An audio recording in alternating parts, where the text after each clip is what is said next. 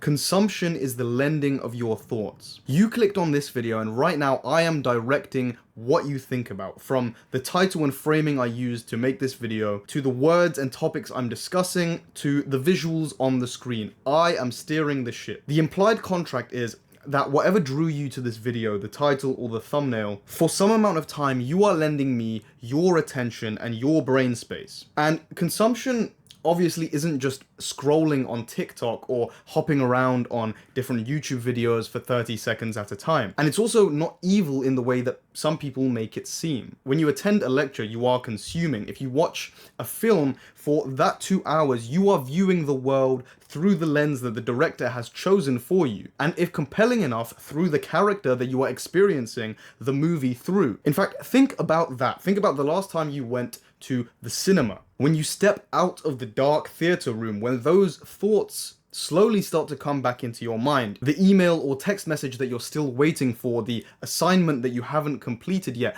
all the thoughts that you had pushed to the back of your mind, all of these are your thoughts coming back to the forefront of your mind. That's a real psychological transition, and the reason I highlight it is because with something like a film, something that's 2 hours long, it's long enough and intense enough to obviously feel that transition from stepping into another world, another person's frame of seeing reality, and back to your own. But there is nothing fundamentally different about any form of consumption. But the only difference with something like social media or scrolling on Instagram is that you're simply dipping your toe into hundreds of people's different lives for a few seconds or a few minutes at a time, but it's fundamentally still the same thing. But why am I speaking about this? Why does anybody speak about this? Is there a unique issue to be solved here, or a problem to be tackled? Doom scrolling, slop content, AI, all of these things are clearly things in the minds of people, things that people talk about, otherwise they would not be clearly classified,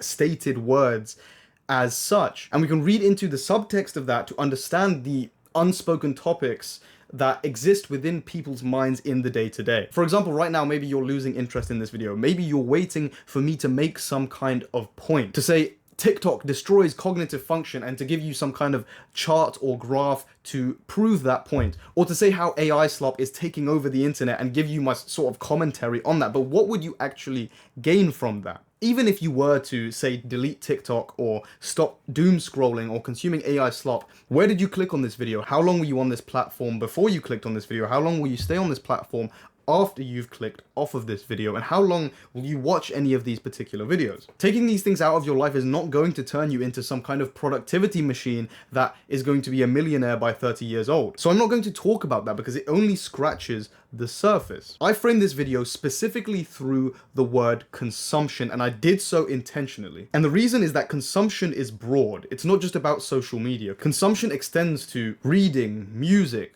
learning, watching the news, so much of what you do in your day-to-day. It's a more useful framing because it allows us to actually analyze what has even changed. People like to focus on the distinction between the types of consumption we do. For example, AI slop, or something like a Mr. Beast video, or TikTok, compared to maybe reading a book or attending a lecture. But really the biggest change that we see today is the volume of consumption. For most people, every waking thought you have is lent away to somebody else. When was the last time you went to the gym without music, or went an hour without picking up your phone and checking your messages or scrolling through Instagram? But the purpose of this video isn't to preach some kind of hypothetical return to a world without phones or something naive like that. I'm not even making a claim or opinion about this. I'm not saying this is necessarily a bad thing. Everything I've done so far has simply been an observation. I've probably said nothing that you don't already know, but what I really want to achieve with this is simply a change in perspective. That at its core, whatever form it takes, consumption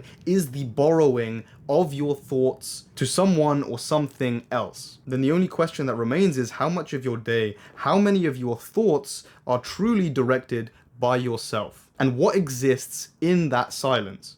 If you made it to this point in the video, then clearly something I've said or the way I think resonated with you in some way. If that's the case, then that's likely not a one-off, and it will likely happen if you go back and you look at my other videos or for videos that I upload in the future. So subscribe to stay tuned for those, and let me know your thoughts in the comments down below.